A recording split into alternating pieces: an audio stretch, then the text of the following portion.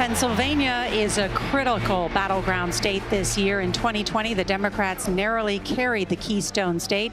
Joining us now right here in the CBS booth is Pennsylvania Governor Josh Shapiro, a top contender to become Kamala Harris's running mate. And you made history as the highest vote getter in Pennsylvania gubernatorial history. Am I right? Sure did. How many votes? A lot. 3 million or something. Yeah, exactly. You remember the number. You remember. It was a whole lot of Democrats, but also Republicans and independents. That's the thing I'm most proud of. We brought people together. How has the race changed in Pennsylvania now that Kamala Harris is at the top of the ticket? I mean, look, it is effectively a statistically dead heat right now. The race is even. It was not before. But in Pennsylvania, you can get it to even, say maybe at that 49-yard line. Man, that last yard and a half is tough to pick up. And that's kind of the phase of the campaign we're in. The good news is I think Kamala Harris, Tim Walz are poised to get that yard and a half. They're showing up in communities that oftentimes have been left behind. I mean, let's not lose sight of the fact that right before they came here, they weren't in Philly or Pittsburgh, two great cities. They were in Beaver County, Pennsylvania, a rural corner of our state in the Southwest, talking about cutting costs, talking about economic challenges.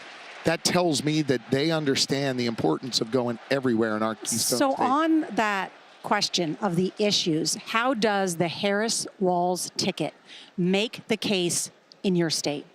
I think doing what they're doing now, meeting families where they are, talking about how are we going to reduce costs, how are we going to protect our freedoms, how are we going to make sure that you've got a fair shot, no matter what you look like, where you come from, who you love or who you pray to. And importantly, reminding Pennsylvanians of the chaos Donald Trump brought when he had the keys to the White House before, and the ways in which he restricted our freedoms. And let's not. Don't you have to be more specific than that? Like, what are you going to do to bring down grocery prices, or? Pardon me, I'm sorry. No, yeah, just that. What are you going to do to help me bring down grocery prices? You know, I'm still working really hard, and I have less money in my pocket. I agree with you. And that's why I think the day before they were in Beaver County, if I'm not mistaken, they were in North Carolina talking about bringing down grocery costs. In Pennsylvania, they were talking about child care tax credits and other things to put money back in people's pockets. I'm really sensitive to this. Listen, I'm the only governor in the nation with a divided legislature, Senate led by Republicans, House led by Democrats. I've cut taxes 4 times for seniors, for families, for small businesses twice. It's really important that we put money back in people's pockets. And I think the Harris-Walz ticket understands that. And until they went there, Governor, I'd never heard of Beaver County, Pennsylvania. I'm thinking maybe I need to go check it out. Come check it out with Miguel anytime. I would love to go. But let's take it outside of Pennsylvania for a second. What does she need to say? Because there were so many Democrats and independents that were just over it. I'm just not voting. There was nothing here that inspires me. What do you think she needs to say tonight to reach those people that said, I'm done, I'm not turning out? Such a good question. Well, look, first off, I think it's clear she's injected real enthusiasm in this campaign. She's helping people be seen and helping them feel like they belong. When you feel like you belong, you're excited to vote. And not only that, you're excited to maybe put a lawn sign on your lawn. Grab a neighbor and bring them to the polls. Make sure your kids get out and vote if they're in college or they're somewhere else. It's really important to have enthusiasm and joy in a campaign, and Kamala Harris has brought that. And I think tonight's speech will enhance that. Governor, the Marcellus Shale, Pennsylvania sits on top of that, if I'm right. The fracking is important to your state. Kamala Harris said in 2019, there's no question I am for banning fracking. Donald Trump's going to talk about that. That goes right to people's pocketbooks, an economic opportunity for the people of your state. How does that not hurt the candidate? Listen, I'm an all-of-the-above energy governor, and natural gas plays an important role in that. We are a net energy exporter. We've been an energy powerhouse for generations. And not only is it important for jobs and putting food on the table for families all across Pennsylvania, we take real pride in that. Yeah. Kamala Harris did say that in 2019. And then she showed up in Pennsylvania a whole bunch.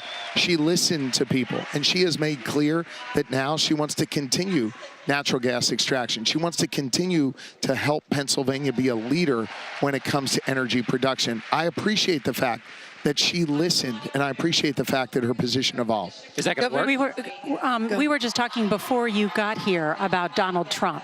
You're taking up a lot of space in his head, it seems. Apparently, yeah. A little obsessed with me. Yeah. Kind of weird. Well, we listened to you last night, and I thought you were going to kind of go after Trump because you're pretty effective